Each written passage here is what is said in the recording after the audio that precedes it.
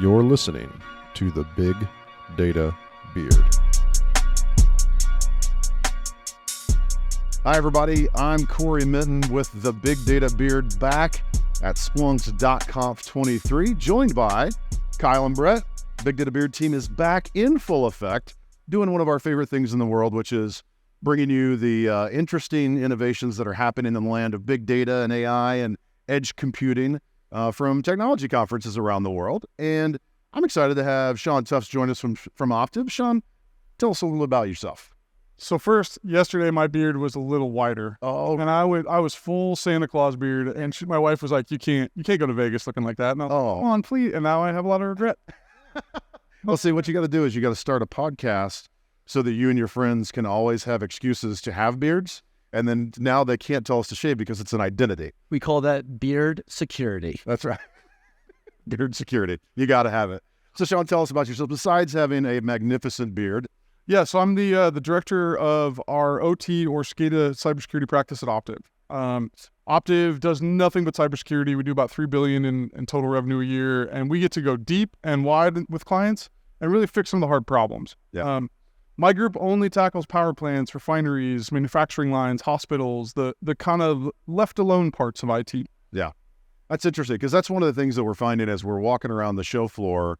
There's this big area called Edge Hub Central, and Splunk has decided to launch a new product called the Edge Hub. You guys are familiar with it. Very familiar, yep. So, and if for those of you watching or listening at home, the Edge Hub is actually an edge computing device that's running Splunk at the edge, giving some pretty incredible capabilities. But what's your take on the Edge Hub? Because I know some folks will get to see them. We'll get to talk to a handful of folks. But what's Optiv's take on the Edge Hub?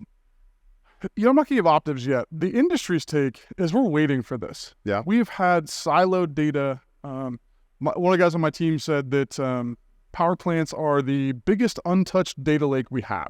Yeah. And we need a better way to export this stuff out, get it somewhere safely, Yep. and get it somewhere we can use it. Right now, if you're in a manufacturing plant, and an operator, someone with a hard hat, someone with steel-toed boots, they're hammering their computer and they're isolated right there. And their whole world lives there. And we could be doing better data analytics. We could be better cybersecurity, better physical security if we abstract all that to the right location, right? Which would be, something with a little more juice than a Windows 97 machine, right? Can't imagine why you hate Win 97, maybe the best Windows. Arguably the best, still like 30% of our operating systems in the OT world. Really? Yeah. A lot of most of our critical infrastructures run on that box still. Which is wild. So that's an interesting sort of world that we're sort of opening up our eyes to, which is this operational technology, like this, as you said, this untapped data source. But I have to imagine that the same kinds of things that we're worried about in a physical operational world are the same kinds of things we're worried about in a digital sort of service around making sure that they're secure and up and running as expected. Yeah, and I think that the issue that changes is just how we think about data. Because we're not so concerned about privacy, about credit cards. I was going to make my team shirts that said, I don't care about your credit card. Marketing did not like that. What we're concerned about is uptime. That's it. We want to be able to log into this facility. We want to be able to turn the power plant off. We want to be able to kickstart food production, all that kind of stuff with limited interruption. Yeah. We know if we're making breakfast cereal, we know what the breakfast cereal is. It doesn't matter, right? Sure, we can lose some intellectual property and things like that are serious, but we care a lot about uptime in OT. And it's health and safety as well. We got to keep our operators safe. Yep. Yeah. So we at the Big Data Beer team, we love a good use case. And I think we love some of the more obscure kind of ones you don't hear before. We've heard a lot, and there's a lot of awesome use cases here that we're hearing at Conf, but I heard that you're doing something with Splunk and a chicken coop. Yes. Okay, I want to hear about this. We've deployed the Edge Hub to secure 22 chickens in my 8-year-old's chicken coop. Okay. And I think that might win the award for most obscure use case. Yeah. Why? I've always been really interested in this boundary between physical security and cybersecurity. Mm-hmm. To date, we haven't really touched it. We haven't really played around and consumed facial recognition at volume inside of something like Splunk. Mm-hmm. Sure, we're doing it here and there, but I would say on the whole, it's a big opportunity to expand intelligence. Yeah. Dragos put out a stat that said, a partner here, like 75% of the ICS hacks have a physical security component. Yeah. So when the Edge Hub got sent to me, I pulled it out and I'd heard the pitches. I was like, yeah, this sounds cool. Okay, I get it. I plugged it in and I started seeing temperature right away and pressure and humidity. And I was like, I get this. I know exactly what this is. Yeah. And the same day, one of my chickens died because it was too hot. So my 9-year-old is weeping. My 5-year-old is weeping. And I'm sitting here thinking, I've got a temperature sensor that is the best in the world. Let's go use this. So that was how the use case started. Yeah. Pretty awesome. I've heard it. I gotta ask, did you lose a chicken? Chickens have been lost. Yes. We have been running video in the coop for longer than I want. If you want to see, not the whole video, but the start of one, we do have a clipped version of it. Yeah. That's a YouTube channel right there. I would watch that. Yeah. We'll have to link that in. Snuff films? Where are we going here? Now, one thing that you mentioned too was talking about combining security, physical, and operations data, and that's really slick. What did you learn across that? What did we learn? That's a great question. I think we learned we can put more correlations around security data. Security, we think all about network, all about endpoint, all about cloud, all of those pieces and parts, right? What I think we found is, hey, let's tag that in. You got a malware alert? Let's see who else entered this facility that we don't know who they are. Okay. Let's see where they came from. What kind of car were they driving? Were they at the same facility 3 days in a row at our 3 neighboring sites? I think there's a lot more we can have from an incident responder toolkit if we crack open the physical side and we start to see what's happening on the ground. We think cyber is all digital, and I think that trend is just starting to see that waver a little bit. Yeah, it's interesting because I think like you said, marrying that operational technology, those what have been blind or dark spots, right, in our understanding. And as we said, like the incidents, the goals of what operational technology is trying to do is keep things up and running securely, right? We're trying to make sure that the operations execute as expected. But one of the things that's challenging is like, a lot of technology executives are hearing, oh, we have to have AI, we have to have AI. And you mentioned one that I think is kind of interesting, which is like, you can actually do AI at the edge with a camera without having to send all of that, like that massive video feed, right, which is a large amount of data. You don't have to send all that data back across a wire and churn through that data. If you can process it at the edge, you can actually get the event data, the things that are interesting, out into something like Splunk. So how is Edge Hub helping you and the Optiv team deploy that AI at the edge in meaningful ways? It's federating the two worlds. It's really having the carpeted side with the digital side and starting to blend those together so that you've got one dashboard and you can quickly dip into a site and dip out. Yeah. You can quickly find the data you're looking for without combing through libraries of locations and offices and filters and people. Yeah. You can say, hey, who was here? We know we have an Edge Hub on site. Cool. Yeah. Let's see what else is around it. And it was just a lot faster. Even in the chicken coop with 20 chickens, it was still, we've had a couple in our environment all over, and it was just more central. Yeah. Realistically, though, what are some of the other, outside of chicken coops, let's say in the energy space? Like, what are some ways that you see taking this physical device, putting it in place, in a facility? How do you get that from being there to meaningful use for a SOC team? So the way we compute most of our operational conditions today is through a historian. That historian sits on-prem, it absorbs logs, that's it. I think Splunk is pretty good at that. And you guys are probably the world's leader at consuming that data. So number one, we can do that today from a historian perspective and start to churn through that data, but also make it very specific to the site. Yeah. So when we're talking about a process line, right now, let's say you're making pick a food. Let's take beer, right? We like beer. We like beer? Okay. Yes, we like. There's a strong correlation between beard and beer. Not wrong. Well, because at the age of 30, men have to decide, are you going to be into craft beer or World War II history? I think is or two on me. Smoked meat. Or barbecue, yeah. Smoked meat. No, it's a distant third. Yes. So with that historian data, it lives there. And if you're making and processing beer and it's going through your system, you've got a kettle full. It's as big as this room. Yeah.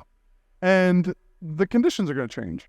And if someone's not seeing the red light or the green light turn to red, they could miss that dump and have to flush the whole entire beer vat. Yeah. So we can put an Edge Hub sensor right up next to it, put as many sensor data all over that tube that we want, and start to consume that better, faster, more centrally, with more eyes on it. Yeah. That's the thing. Single points of failure with humans is dangerous. Sometimes physically dangerous. Sometimes just you're going to waste some money. Let's get more sensors out there. Let's find more places to pull that from. Okay. So in addition to chickens and beer, like where else have you all done this? Like what are some other examples of where you guys have helped businesses do this? Right now, there's a big push in the heavy industry side of telemetry. Okay. We just don't know what we have yet. Mm-hmm. If you asked any large-scale CISO of a 300-plus facility environment, you said, hey, how certain are you have solar winds here? We did this exercise, right? It was hard. Well, that gets infinitely harder when you start talking about, hey, what do you have from General Electric here? Mm-hmm. Oh, we have no idea. Yeah. And if you ask those questions, they're pulling purchase orders from 1985. They're pulling spreadsheets. Our network maps in critical infrastructure are still very much on the wall. And then if you want to re-IP something, you put a Post-it note with the new IP address on it. Yeah. It's a real thing. It's a real thing. It's most common.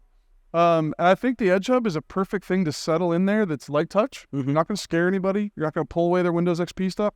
You're going to sit that there and it's going to consume data and they're going to want more. Yeah. And that's the cool part. When you get someone who is like, get out of my office, you're from IT, I don't care, leave please, we don't want to see you. And you can crack that nut and they're like, hey, you can tell me this process vein faster than I can? Okay, you can stay. Yeah. Like, you get a permit. It's funny how if you add value to those asset-intensive sort of operations, you get a seat at the table. Because as you said, like flushing a giant vat of beer is one thing, but talk about heavy industry. Like you have these, I've done work in the past with companies like Komatsu and Caterpillar, and these massive trucks are in operation. And anytime you have a large piece of equipment like that go down, it's legit millions of dollars in lost operations to achieve that. And the connecting those, like that's not something that you're the people that are already good at dealing with event triage and going and investigating. After we've detected something, that we investigate it and then we go remediate it. And then we do a good job of like, okay, now we know what to look for. We can automate some of that using tools. That's not the teams that are oftentimes running these, but yet it's our IT and our security practitioners. So this is really bringing those teams as a coalescence across those three silos in really kind of unique ways. I'm curious to you, like from your team, what's the challenge there in getting that from a people and process perspective, less about technology? From a people and process perspective, we got all the Luddites. We have 100% of the Luddites in IT live in OT security. They just don't want to change. They don't want to change. Yep. Because there's great risk to it, right? For them, there's nothing but downside for them. If you come in and change a process vein, it's going to be at a minimum 2 days of downtime for them. Or they just have to fuddle through a new system, forget a login, reset your password. That's a whole disaster. So for them, it's strictly a trust issue. Are you going to bring me the best tool in the world, but then take away all my tools? Because of a mistake, because of a unaware obsolescence. Yeah. And there's a lot of dominoes inside of these OT facilities where you change one and the thing doesn't work right. Yeah. So there's just a lot of brittleness in some of the work we do. Yeah. So getting over conceptually that hurdle. And one of the biggest problems we have is that when you talk to a person in a hard hat, they want to be cyber secure. That's their second goal. They want to go home safe and they want to be secure. So that's not out of scope. Yeah. You just got to bring it to them on their terms. So the analogy we've been using is a sports one. The security suite gets to pick what game we play. We can pick patching, telemetry, edge, whatever we want to do. We get to pick what game. Yeah. But they get to pick where and when we play it. Yeah. So they have their patch cadence, they have their outage windows. You're not doing that on December 24th for a retail company, right? You're going to find the right time. Yeah. Find the right cadence. Work on their schedule. So we're working through that. I dig that, man. Well, it's been a fantastic conversation. I encourage the folks, if you're in person here at Splunk.conf here in Vegas, I definitely encourage you to go check out the Edge Hub because not only is Sean and the Optiv team showing how you can bring intelligence to a chicken coop and candidly serving the value of easily the most important customer, your children. So good job. But also, they've been excited to play at the Edge Hub. They've really enjoyed it, actually. They're like, what does this mean, Dad? Yeah. What's humidity? And I was like, okay. There's so many lessons we can learn here. But candidly, the lessons we can learn on bringing operational technology and the data from those operations into our security environments, into our resilience story overall, especially in those heavy industries where the assets are quite intensive, outages mean something. It's definitely an interesting piece of technology to close the gap, break down the silos, push this idea of AI to the edge. So thanks for your awesome story on chickens. Hopefully you don't lose any more. We can keep the fox out of the in-house. I just hope it doesn't happen in the next 2 days. It's a tester. Well, thanks everybody for listening to this Big Data Beard podcast live from Splunk's Conf 23. Please make sure and follow us on YouTube and on LinkedIn because we'll be having a lot more episodes here in the next week. Thanks for joining.